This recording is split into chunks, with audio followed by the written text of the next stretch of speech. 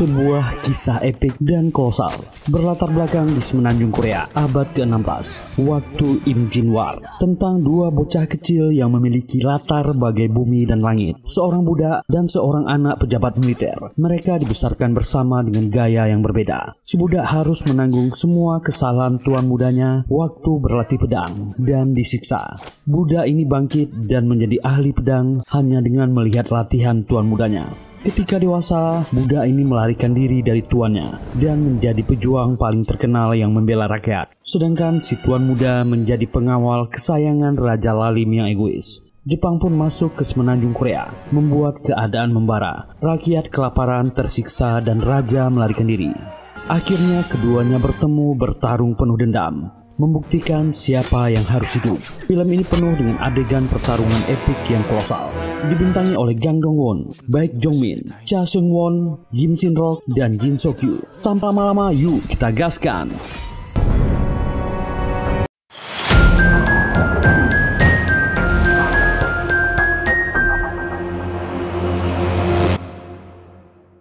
Seorang filsuf di zaman Joseon, Jong Yorip, mengatakan bahwa semua orang tidak bertuan dan berhak atas dirinya sendiri. Dia mengatakan bangsawan dan budak berhak latihan bersama, berbagi jatah dan minuman, tapi dia dituduh berkhianat dan dihabisi nyawanya dikepung pasukan kerajaan. Semua kekacauan ini terjadi di rezim Raja Seonjo.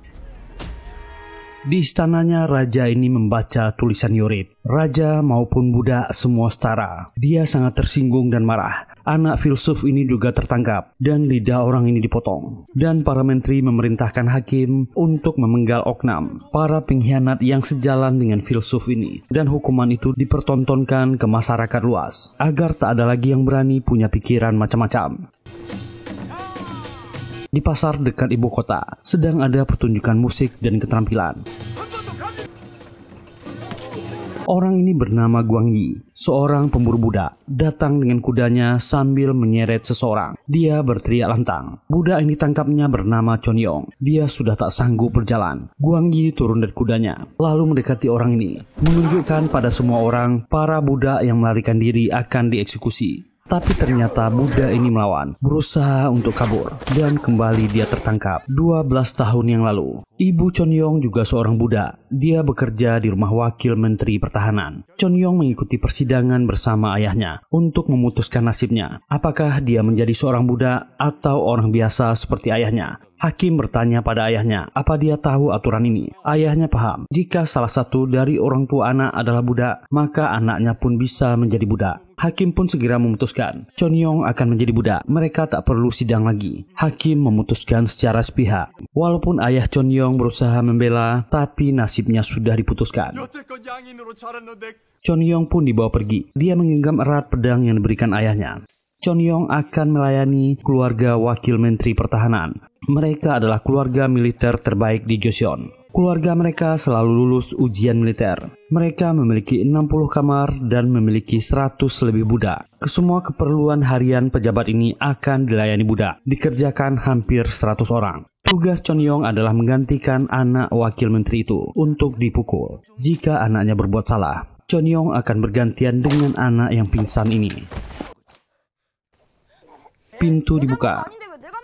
Anak yang terluka tadi diminta disingkirkan. Para pelayan segera membawanya. Pria ini memperkenalkan Chon Yong sebagai budak yang baru, sebagai samsak pukul. Dia memperlihatkan tubuhnya, tulangnya kuat dan giginya rapi, siap menerima pukulan untuk putranya. Di hari kedatangannya itu, Chon Yong langsung jadi samsak pukul. Jika anaknya salah berlatih, pukulan akan diterima Chon Yong. Chon Yong tak bisa membendung tangisnya sambil menahan sakit kakinya yang penuh luka. Di malam hari dia terbangun karena rasa sakit. Dari luar dia mendengar suara orang-orang menangis. Anak yang dipukul sebelumnya meninggal. Chon Yong hanya melihat mereka dari kejauhan. Ibu dari anak itu tak bisa membendung tangisnya. Budak-budak lain membantu mereka untuk menguburkan anak itu. Anak dari wakil menteri mendatanginya. Anak itu bernama Yi Jong-ryo. Dia membawakan makanan. Chon Yong sangat lapar dan langsung menyantapnya. Jong-ryo ingin akrab dengannya dan memberitahu arti namanya, yang berarti bayangan yang akan selalu mengikutinya. Chon Yong tentu tak terima. Anak ini masih muda darinya. Jangan mimpi dia akan menjadi bayangannya. Dia bangkit mengambil pedangnya. langsung pergi memanjat pagar dan kabur dari rumah wakil menteri. Chonhyong kembali ke rumahnya, mencari ayahnya di segala sudut rumah, tapi tak menemukannya. Di halaman belakang, ayahnya sudah tergantung tak bernyawa. Chonhyong sangat marah dan sedih. Semua emosinya bercampur aduk.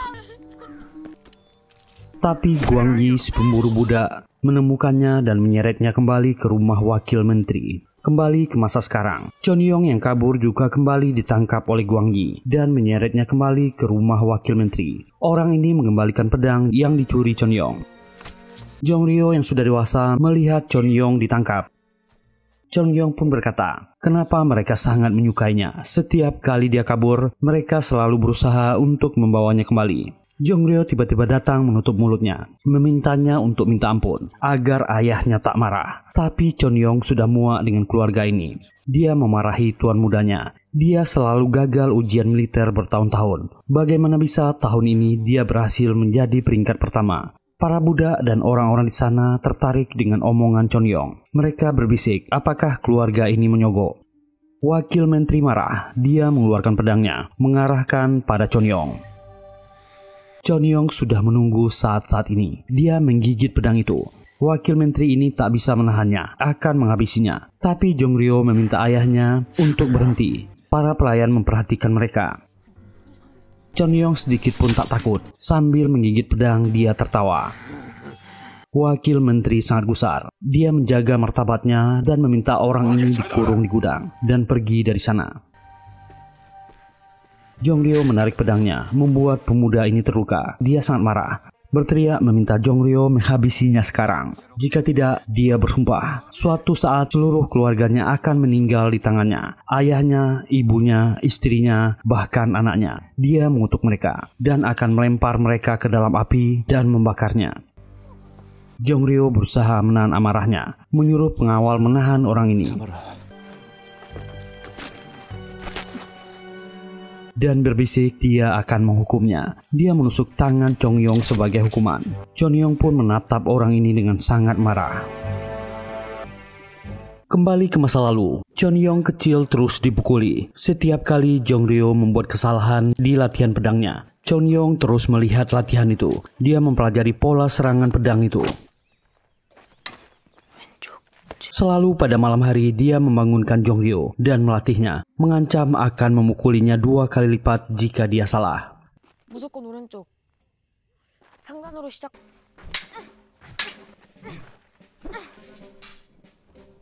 Wakil menteri diam-diam melihat mereka berlatih. Tak menyangka anaknya Jongryeo mengalami kemajuan dalam ilmu pedangnya. Dan besoknya Jongryeo berhasil menyerang balik gurunya dalam latihan.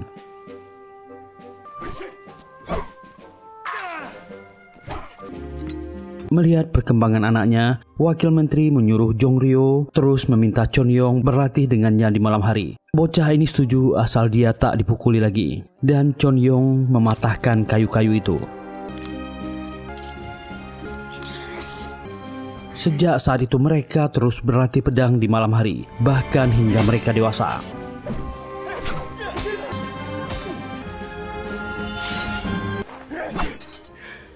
Tapi Jongryeo punya kelemahan. Dia tak bisa melukai orang lain dan tak ada kemarahan dalam ayunan pedangnya. Chonhyong memarahinya. Jika begini dia tak akan lulus ujian. Jongryeo menjawab dia tak perlu khawatir. Pedangnya akan bekerja jika berhadapan dengan musuh.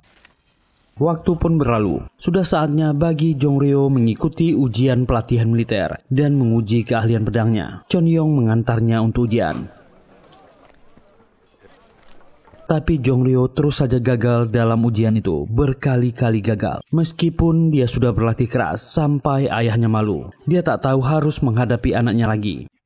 Chonhyong mengambil inisiatif. Dia memohon pada wakil menteri untuk mengizinkan menggantikan tuan muda dalam ujian. Wakil menteri berpikir, Chonhyong memohon, lepaskan dia sebagai budak. Dia berjanji akan menjadi juara pertama dan membawa penghargaan Eusonhwa dari raja. Wakil menteri setuju dengan tawaran ini, dan Chonhyong pun mengikuti ujian pelatihan militer, menggantikan tuan mudanya. Dan Chonyong pun menyamar mengikuti ujian pelatihan militer, menggantikan tuan mudanya yang juga mengantarkannya. Chonyong berhasil menempati juara pertama dan membawa penghargaan Esonhwa dari raja, mendapatkan hadiah pedang, menggantikan tuan mudanya. Wakil menteri sangat senang. Dia mengadakan acara besar untuk merayakan keberhasilan anaknya, mengundang semua teman dan koleganya. Mereka saling melempar pujian. Jongryeo tetap tahu diri. Dia mendatangi Chonyong di kamarnya, meminta Chonyong mencoba jubah biru miliknya. Jongryeo menepati janjinya. Dia akan mengambil surat budak Chonyong yang ada pada ayahnya, meminta Chonyong untuk menunggu. Tapi wakil menteri ini tak menepati janjinya. Karena itulah Chonyong melarikan diri lagi. Dan inilah kejadian setelah dia tertangkap. Mereka menahannya di gudang, bahkan tak memberikannya makan dan minum. Budak-budak yang lain iba melihatnya. Sementara itu di laut, seorang nelayan dan anaknya sedang asik menangkap ikan. Hari itu kabut sangat tebal, pandangan mereka sangat terbatas. Ada sesuatu yang aneh, mereka melihat burung yang melayang di udara tanpa membentangkan sayapnya. Burung itu semakin mendekat, ternyata dia bertengger di sebuah kapal. Jepang mendatangi semenanjung Korea dengan sangat banyak armada kapal, siap untuk berperang. Jongryeo kembali ke rumah, dia berpamitan dengan istri dan anaknya yang masih kecil. Mereka harus segera berangkat ketika ayahnya pulang dari tugas di luar. Jongryeo memberi istrinya kain merah, tolong jaga anak mereka. Saat ingin mengambil pedang hadiah raja sudah tak ada. Pelayan ini berjanji akan mencari pedang itu dan mengirimkannya secepat mungkin. Sebelum pergi, Jongryeo mendatangi Chonyong temannya yang masih terbaring lemah. Dia melepaskan borgolnya. Orang-orang di rumah itu sedang mempersiapkan diri untuk mengungsi. Mereka mengemas semua barang-barang berharga. Berita kedatangan Jepang sudah menyebar luas. Benteng Busan sudah roboh. Bahkan pasukan Jenderal Shin yang hebat sudah dikalahkan Jepang. Dan pasukan Jepang sudah sampai di Yongjin.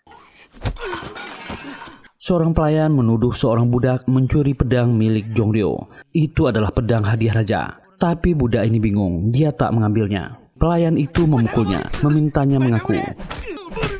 Seorang budak yang lain muncul dengan pedang Jongryeo di tangannya. Dan dia berteriak, meminta pelayan ini melepaskan budak itu. Dia sudah muak dengan perbudakan ini. Dia ternyata membawa banyak senjata, meminta budak-budak yang lain mengambilnya. Mereka juga sudah muak, langsung mengambil senjata-senjata itu. Istri wakil menteri marah melihat tingkah mereka. Sedangkan istri Jongryeo memilih bersembunyi. Budak yang marah ini menghabisi pelayan itu. Dengan marah dia meminta surat budaknya. Wakil menteri sampai di rumahnya. Para budak sudah siap menyambutnya dengan senjata di tangan dan menyerangnya. Di mana surat budak mereka? Istri wakil menteri juga mengalami nasib yang sama. Surat-surat budak dibakar. Para budak berkata, kini mereka setara dengan tuan mereka dan membakar mantan nyonya mereka ini. Mereka muak dengan kekejaman keluarga wakil menteri ini. Mereka menjarah harta milik tuannya dan membagi-bagikannya. Akhirnya Chonyong bangun karena kesulitan bernafas. Gedung itu sudah dipenuhi dengan asap. Bangunan sudah dilalap api. Dia keluar dan melihat pelayan sudah tak bernyawa di sana. Dan Chonyong mencabut pedang di dada itu. Pedang ini berguna untuknya. Dia melihat istri dan anak Jongryeo masih selamat. Mendekati mereka, menyuruh keduanya menjauh dari api. Dia bertanya di mana suaminya. Tapi istri Jongryeo sangat marah dan takut padanya. Meminta dia pergi dan memakinya. Kutukan Chonyong berhasil. Kini seluruh keluarga mereka meninggal. Hanya tersisa dirinya dan anaknya. Chonyong tak mengerti apa yang terjadi. Dia hanya ingin menyelamatkan mereka. Istri Jongryeo malah menghujamkan pisau dan berlari ke dalam bangunan yang dilalap api. Bangunan itu roboh menimpa mereka. Kini hanya tersisa Jongryeo seorang diri. Seluruh bangunan wakil menteri terbakar. Raja dan rombongannya sedang dalam perjalanan ke tempat pengungsian. Raja ini sangat lelah. Tapi ada yang mengalihkan perhatian mereka. Dari kejauhan, ibu kota sudah dilalap api, termasuk istana Gyeongbok. Awalnya raja mengira tentara Jepang sudah sampai di sana.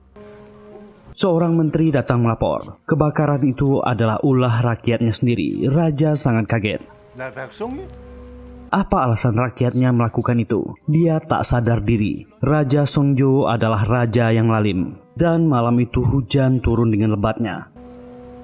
Wang Yi, si pemburu budak, datang ke rumah wakil menteri. Dia sangat kaget menemukan mayat wakil menteri dan heran melihat kekacauan yang terjadi. Tiba-tiba Chon Yong muncul dengan kudanya. Dia hanya menatap Wang Yi dan langsung pergi. Wang Yi tak sempat menghentikannya.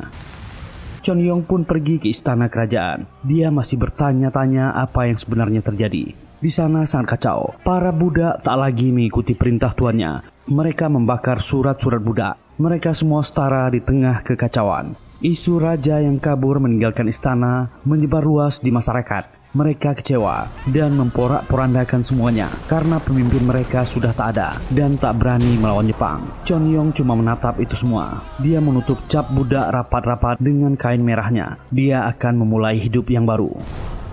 Di tengah kekacauan itu, seorang pria memegang tangannya, mengira Chon Yong seorang perwira militer karena atribut yang digunakannya, jubah dan pedang hasil latihan militer. Di pagi hari, armada Jepang sudah sampai di ibu kota.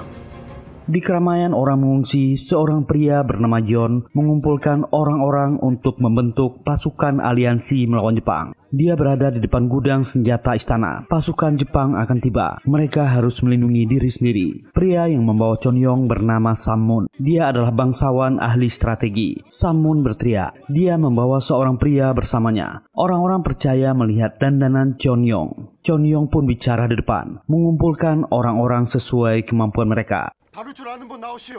Tombak, busur, pedang, siapa yang bisa memakainya majulah. Tapi tak banyak yang maju. Sam Moon mulai memberikan tawaran. Bagi orang biasa akan diberi penghargaan uang dan budak akan dibebaskan. Meminta mereka tak peduli soal status. Makin banyak orang yang tertarik untuk bergabung. Tukang jagal dan seorang pemuda ahli ketapel yang dilarang ibunya. Kini tugas mereka adalah mencari persenjataan di gudang. Mereka semua masuk. Akhirnya raja dan rombongannya tiba di dermaga. Mereka hanya perlu menyeberang untuk sampai di tempat aman. Raja kelaparan. Pelayannya langsung menyiapkan makanan. Sementara pasukan Jepang sudah memasuki desa pertama dan menyerang warga.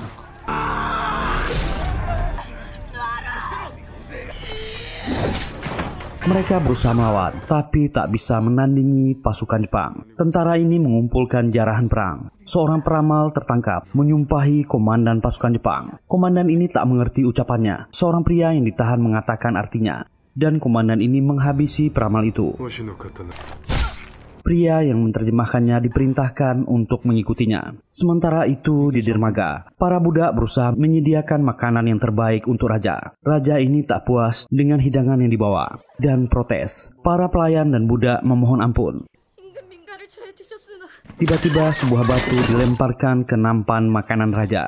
Itu datang dari rakyat yang marah karena raja mereka memilih untuk kabur. Mereka melempari rombongan raja dengan batu. Lauk yang dihidangkan untuk raja adalah ikan yang disimpan untuk rakyatnya makan. Rakyat pun marah menyerang pengawal raja. Jongryo berusaha melindungi raja.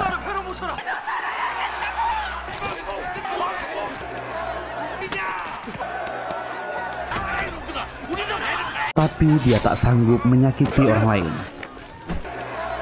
Di tengah keributan itu, Jongryo melihat Wang Yi datang dengan kudanya. Dia menerobos kerumunan.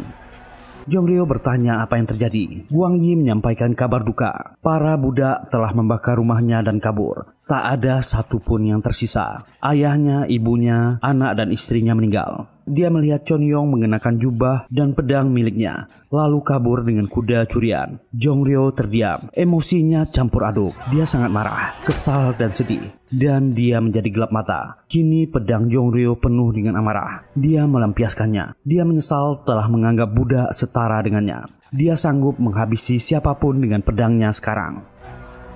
Jongryo memerintahkan Wang Yi untuk menyeret Chon Yong padanya. Pasukan raja dan rakyatnya bertempur.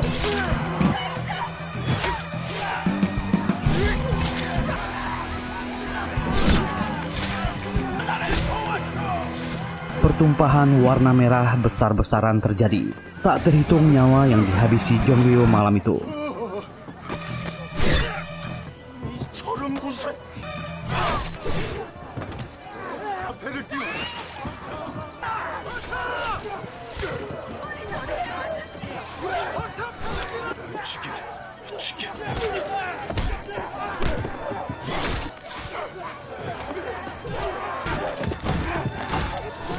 Dan akhirnya mereka berhasil berlayar, meninggalkan rakyatnya yang penuh amarah di seberang. Raja memerintahkan bawahannya untuk menghancurkan dermaga. Begitu mereka sampai di seberang, Menteri Donghyong meminta raja mempertimbangkan kembali. Jika dermaga dihancurkan, jalur evakuasi rakyat akan terputus. Raja tak peduli nasihat menterinya. Dia meminta mereka untuk menenggelamkan perahu ini begitu sampai di seberang. Dia juga ingin rumah yang ada di sekitar dermaga dibakar sebagai hukuman bagi rakyatnya. Raja Lalim ini sangat kejam.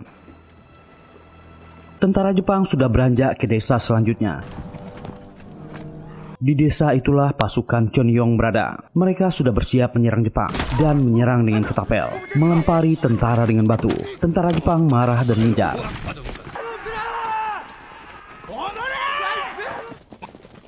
Di posisi kedua, pasukan membentuk tameng dan ada serangan para pemanah dari belakang. Tentara Jepang akhirnya sadar mereka dijebak dan langsung mundur. Tapi sayangnya pasukan Chonyong terlalu terburu-buru. Mereka langsung menyerang. Ternyata pasukan penembak Jepang sudah siap di belakang, menembak dengan senapan.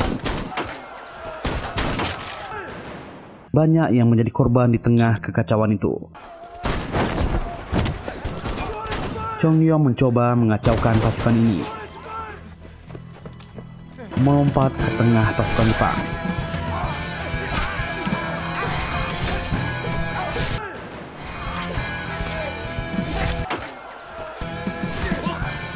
Chonyong bergerak dengan pedangnya. Banyak pasukan Jepang yang dihabisi.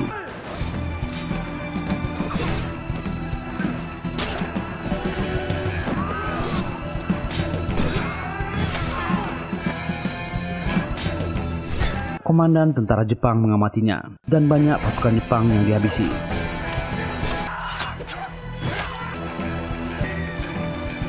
Komandan pasukan Jepang melihatnya dari kejauhan. Melihat kesempatan, pasukan yang lain juga ikut menyerang. Orang-orang ini punya gaya yang unik bertarung dengan senjata masing-masing.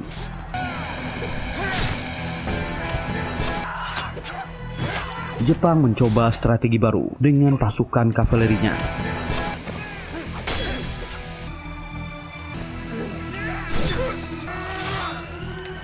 Tapi dengan mudah Chonyong dan pasukan warga menghabisi mereka. Melihat keganasan Chonyong, komandan ini memerintahkan Honda bawahannya yang paling dipercaya untuk turun tangan. Tapi hanya kepala Honda yang kembali. Chonyong mendatanginya, melemparkan sesuatu padanya. Komandan ini memerintahkan semua pasukannya untuk mundur. Dia akan berduel langsung dengan Chonyong. Dia memperkenalkan dirinya, Genshin Kikawa, komandan garda depan Kesatuan Konishi. Dengan bantuan penerjemah, dia meminta Chonyong memperkenalkan dirinya. Chonyong tak mau menyebutkan namanya dan memaki orang ini. Duel pun dimulai.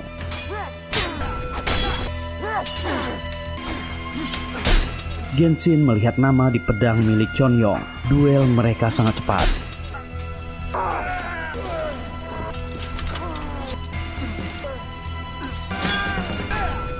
Menorehkan luka satu sama lain. Serangan ini mengenai topeng orang ini dan wajahnya terbuka. Komandan Jepang ini memujinya dan mereka melanjutkan pertarungan. Dan pedang Chonyong terlepas. Dia melompat mengambilnya dan Chonyong menebas tanduk helm orang ini. Pemuda ini pun jatuh ke dalam air. 7 tahun pun berlalu. Akhirnya rakyat Joseon bisa mengusir Jepang. Tapi sisa-sisa perang masih terasa di mana-mana. Mayat bertebaran. Kelaparan tak bisa dihindari.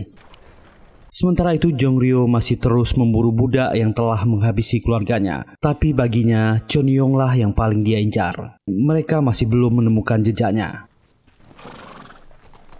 Sementara itu Chonyong sekarang bersama dengan rekan seperjuangannya berada di kamp milisi Suncheon. Chonyong sangat dihormati sekarang. Dia berjasa banyak di perang ini. Seorang jenderal bernama Kim Ja-ryong juga bergabung bersama mereka. Dia adalah jenderal yang sangat disegani dan rakyat sangat tertolong oleh jenderal ini.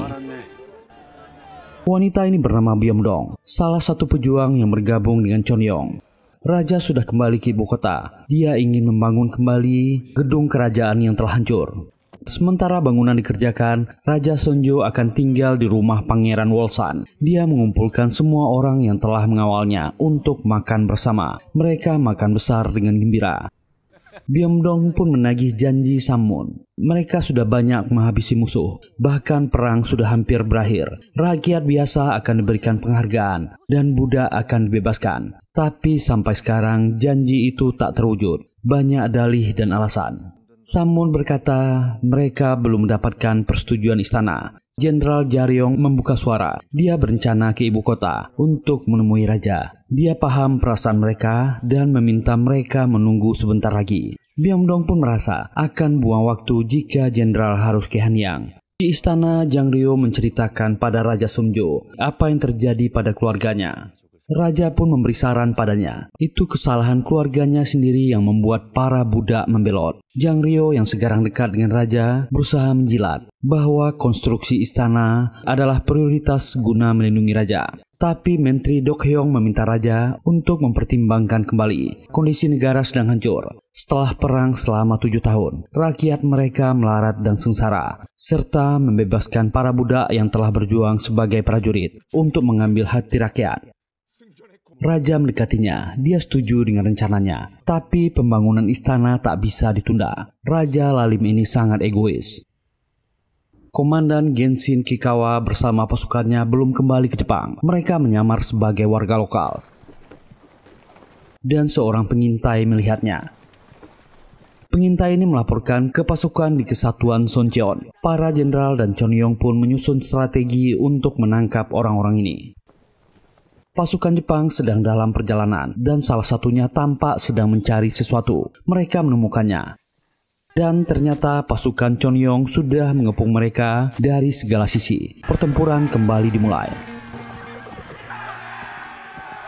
Byomdong langsung menyerang dan semuanya mengikutinya untuk bertempur.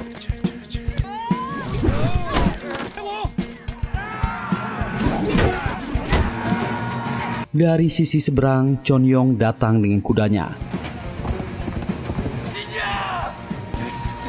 Genshin pun maju menghadapinya.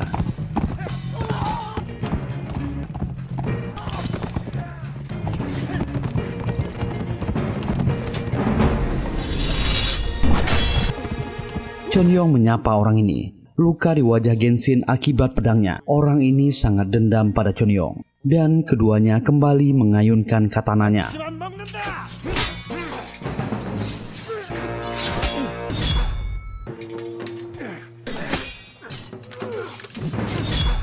Mereka terjatuh dari kuda dan melanjutkan pertarungan di darat.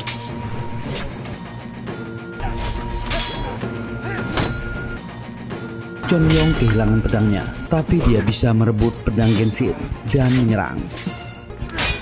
Semua pasukan kesatuan Sancheon sangat unik.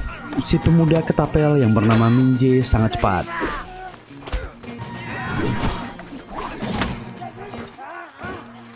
Dan Byomdong sangat ahli dengan tongkatnya. Semua pasukan Jepang dihabisi oleh pasukan Korea. Sementara itu, pertarungan kedua orang ini berlanjut sampai ke pinggir sungai.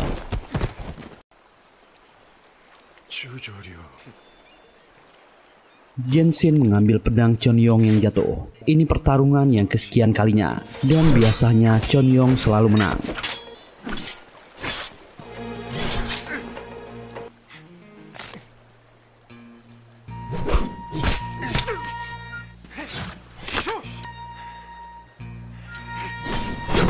Pasukan Jepang turun meminta jenderal mereka kabur.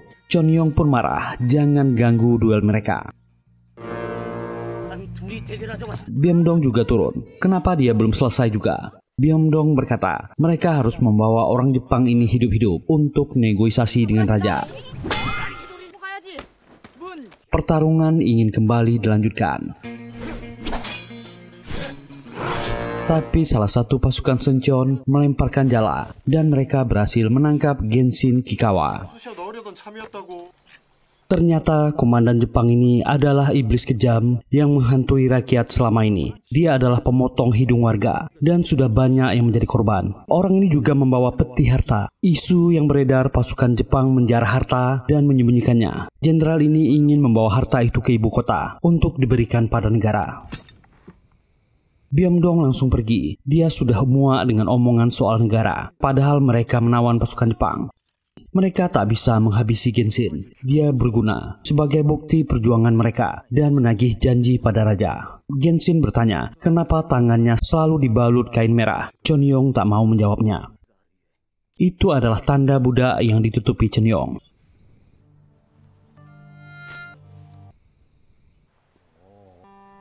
Seorang menteri datang menghadap raja untuk membuat permohonan pemberian hadiah pada kesatuan Jenderal Kim Jaryong. Dia sudah banyak berjasa di perperangan di darat. Rakyat memujinya. Tapi Raja Somjo tak peduli. Dia hanya fokus pada laporan rekonstruksi istana.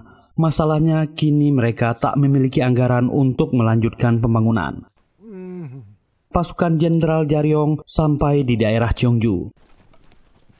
Daerah itu sangat miskin, pengemis dan orang kelaparan di mana-mana. Warganya menderita, tapi pemerintah dan bangsawan di sana malah berpesta di atas penderitaan rakyatnya. Jaryong berjanji akan melaporkan wali kota pengkhianat itu pada raja.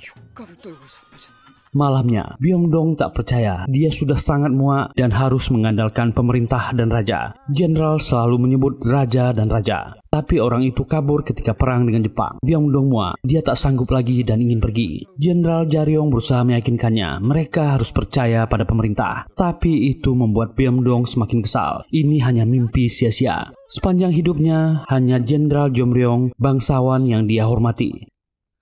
Dia sudah muak. Dia akan pergi dan memberi hormat. Sebagian besar pasukan percaya dengan Byongdong dan mengikutinya pergi. Chonyong masih berusaha menahan mereka. Perjuangan mereka akan berhasil.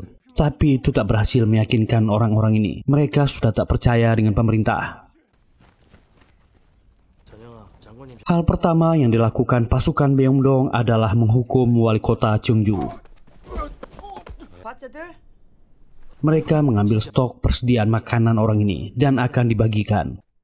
Orang ini marah walau sudah diikat. Mereka tak tahu siapa dirinya. Dan Byongdong menghabisi orang ini. Sebagian pasukan Jenderal Kim Jaryong akhirnya sampai di ibu kota. Disambut hangat oleh warga. Mereka membawa tahanan pasukan Jepang. Rakyat memaki dan mengutuk pasukan Jepang. Warga menangis dan menitipkan harapannya kepada jenderal ini. Itu dilihat raja dari kejauhan. Dia saja tak disambut seperti itu. Raja Somjo iri. Jongryong melihat ada Chonyong di kesatuan itu, membangkitkan kembali amarahnya. Dan pihak kerajaan menerima surat dari gubernur provinsi Chungcheong. Surat yang berisi kematian wali kota Cheongju dan mengatakan kalau pelakunya adalah bekas pengikut Jenderal Kim Jaryong. Jongryo pun menghasut raja dan mengatakan kalau mereka adalah pengkhianat. Mereka telah banyak melakukan kejahatan di luar sana. Dan raja setuju dengan usul Jongryo. Chonyong dan jenderal ini turun dari kuda. Disambut perwakilan istana yang meminta mereka masuk. Chonyong akan menunggu di luar. Jenderal menitipkan tas dan pedangnya. Sebelum jenderal ini masuk, dia menyebut arti nama Chonyong. Dia adalah langit yang bersinar. Pengawal istana mengumumkan, semua pasukan pasti lapar. Mereka sudah menyiapkan daging dan soju, meminta mereka mengikutinya.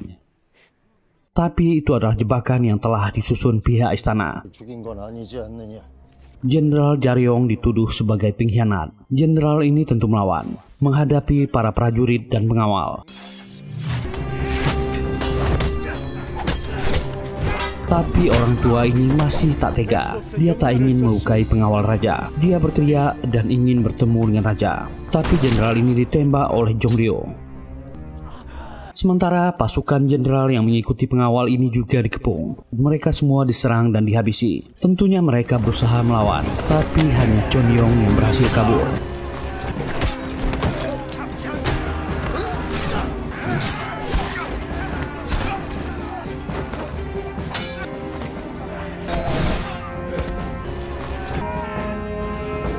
Jenderal Kim Jaryong diikat, diberi titah oleh raja. Dia adalah pengkhianat. Jenderal ini menyampaikan kemarahan dan isi hatinya. Setelah itu baru jenderal ini sadar. Byongdong yang tak bisa membaca sudah sadar Raja Lalim ini tak bisa dipercaya.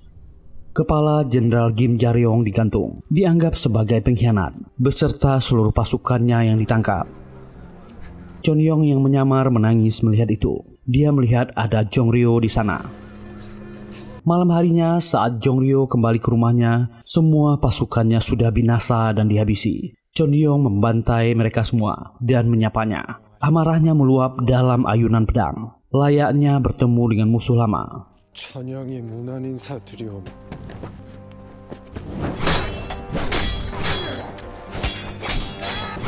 Jongryo sama saja dengan keluarganya yang lain, memperlakukan budak seenaknya. Tak pernah menepati janji. Ayahnya juga tak berbeda dengan Raja Lalim itu, memfitnah dan menghabisi orang yang berjasa terhadap negara. Mereka berdua kembali bertarung.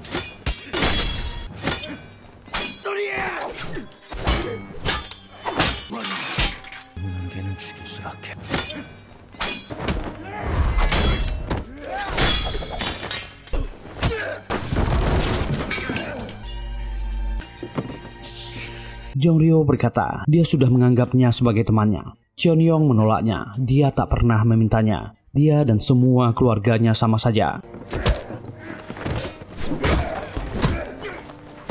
Chonyong berhasil merebut pedangnya kembali dan menusukkannya pada tangan Jongryo. Orang ini kesakitan dan tak sanggup lagi melawan. Chonyong akan menghabisi orang ini. Kepala pengawal datang dan berusaha menembak Chonyong. Guanghi, si pemburu budak yang telah menjadi kepala pengawal, ditebas pedang Chonyong.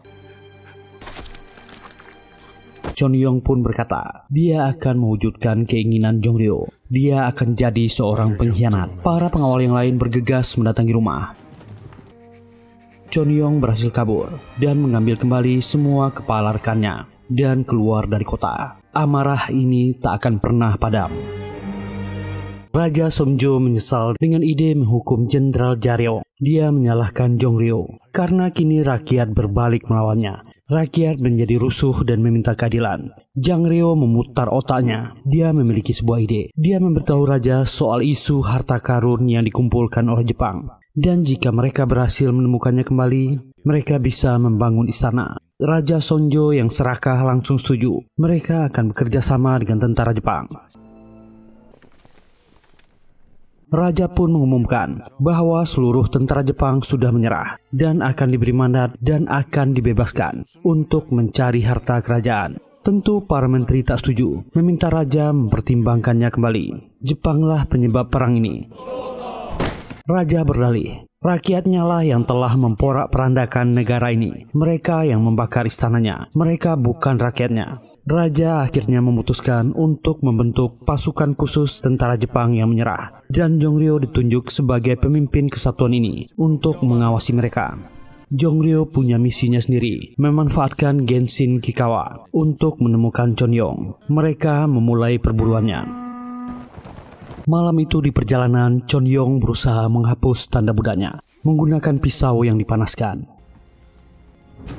Dan akhirnya dia berhasil menemukan Byongdong dan rekannya yang lain. Mereka sudah berada di markas baru. Byongdong menyindirnya. Katanya dia sudah dapat jabatan baru dari raja. Chonyong jatuh pingsan di hadapan mereka. Barulah semuanya mengerti apa yang terjadi. Besoknya mereka mengubur semua pasukan yang gugur, termasuk Jenderal Jaryong. Dan Chonyong membakar jubah birunya. Byongdong sangat kesal karena mereka tak percaya dengan ucapannya. Melampiaskan semua kekesalannya pada Chonyong. Dia menghajarnya. Dia sudah bilang jangan pergi. Mereka tak mendengarkannya. Dan yang lain terpaksa menahan dan menghentikannya. Chonyong pun bangun, mengeluarkan kompas dan menghancurkannya. Itu biasa digunakan oleh Jenderal Kim Jaryong, mencari arah dan memberi hormat kepada raja. Chonyong berkata, mereka tak bisa begini terus dan harus memberontak. Pasukan yang dipimpin Jongryo sedang dalam perjalanan memburu harta. Sementara pasukan pemberontak berdiskusi, mereka semua berkumpul. Apa selanjutnya? Orang-orang mereka terlalu sedikit. Merekrut orang memang mudah, tapi membiayai pasukan membutuhkan banyak biaya. Minje dan tukang jagal ingat dengan isu harta karun yang disembunyikan Jepang. Pasukan Genshin juga pergi ke sebuah pegunungan dengan gerobak kosong. Minje melihat banyak pohon tua yang diberi tanda. Chonyong berkata, mereka harus bergerak sekarang.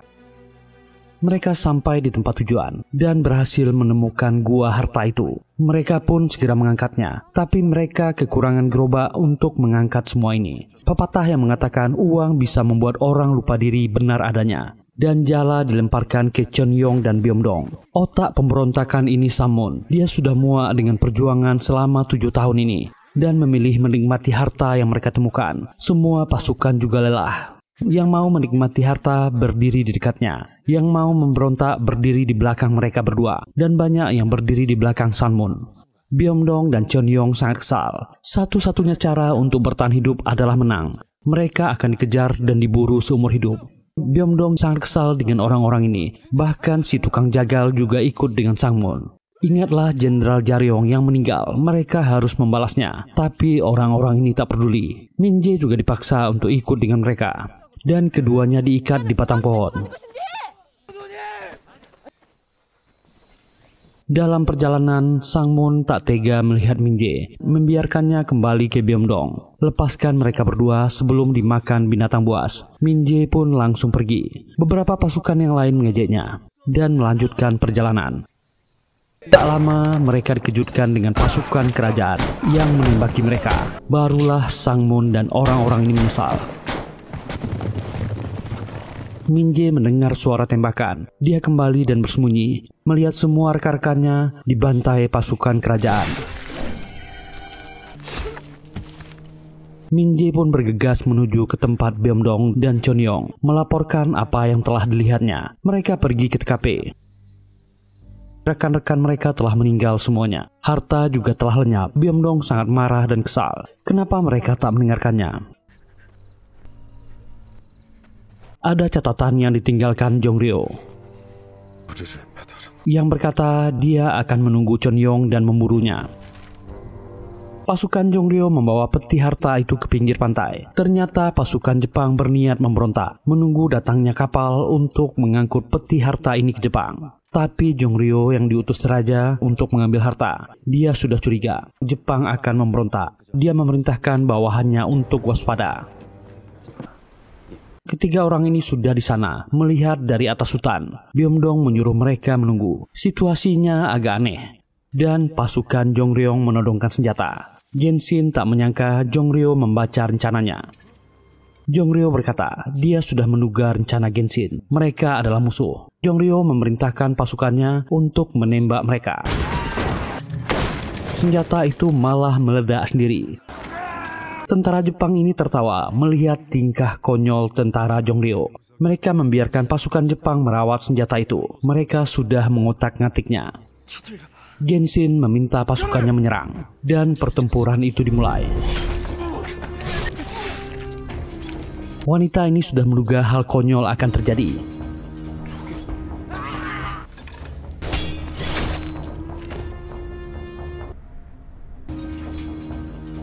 Genshin kembali memasang baju kebesarannya untuk bertarung dengan pasukan Jongryo.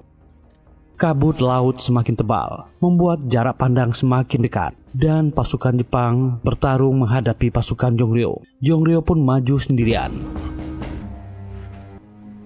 Genshin menyadari kemiripan gaya pedang Jongryo dengan si jago pedang berjubah biru. Mereka serupa tapi tak sama. Dan bertanya kenapa orang itu memiliki pedangnya. Jongryo menjawab, dia yang memberikannya. Jongryo kembali menyerang.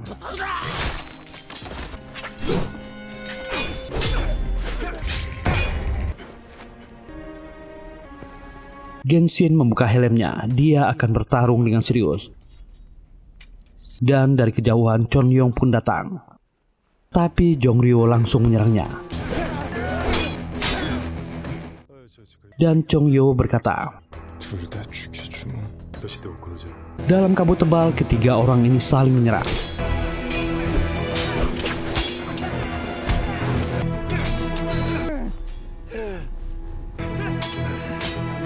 dan semua tentara Jongryo dan Jepang yang tersisa dihabisi oleh Byeongdong dan Min-jae.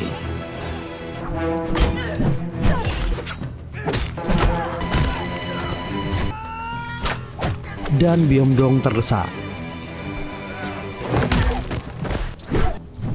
Dia segera ditolong oleh Min-jae. Tapi Min-jae malah terluka oleh pedang orang ini dan Byeongdong sangat marah dan menghabisinya.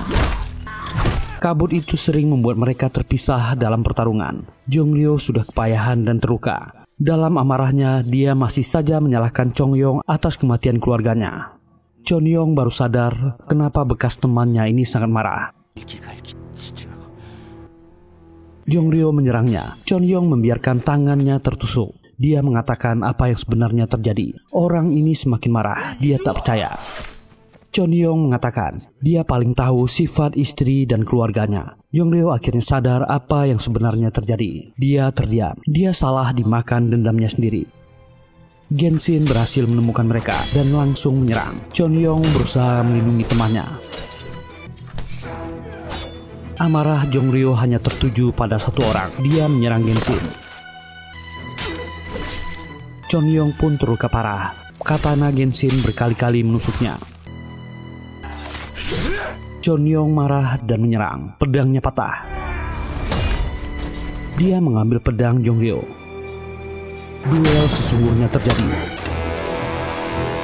Dan komandan Jepang ini kehilangan tangannya. Pedang Chongyong menghabisinya dengan barbar. Sama seperti yang dikatakan oleh sang peramal. Chongyong langsung menghampiri Jongryo yang tak berdaya. Jongryo meminta maaf padanya. Apakah dia masih temannya dan memberikan kainnya. Orang ini meninggal dalam penyesalan. Bagaimanapun anehnya hubungan mereka, mereka tumbuh besar bersama. Sementara itu, rancangan rekonstruksi kerajaan telah rampung. Sesuai dengan keinginan raja, dia meminta Menteri Keuangan mengurus cepatnya. Seorang menteri lain datang, mengatakan ada kapal yang merapat di pelabuhan dan banyak peti di dalamnya. Tapi Jongryo dan pasukannya menghilang. Mereka tak bisa ditemukan lagi. Peti-peti itu sudah di halaman istana. Raja Somjo sangat gembira. Raja meminta mereka untuk membuka kota itu. Isi kota itu dilapisi garam. Raja meminta mereka untuk menjatuhkannya. Ternyata isinya penuh dengan hidung. Raja Lalim ini sangat ketakutan. Chongyong dan Byeongdong berhasil selamat dari pertempuran. Begitu juga dengan Min-jae yang membuka topengnya setelah pertunjukan. Mereka akan membuat kelompok aliansi baru bernama Byeongdong. Dan mereka akan melanjutkan perjuangan Jenderal Kim Jae-ryong. Suatu hari mereka akan membuat semua rakyat setara dan tak ada perbedaan lagi. Perjuangan belum selesai. Mereka tertawa bersama. Dan film yang epik ini pun selesai. Semoga terhibur. Terima kasih sudah meluangkan waktunya di channel ini. Kalau nggak keberatan, mohon dukungan teman-teman untuk kami. Silahkan tekan tombol like, subscribe, dan nyalakan loncengnya. Semoga kita semua diberi kesehatan dan mudah-mudahkan rezekinya. Kita jumpa lagi di video berikutnya. Bye.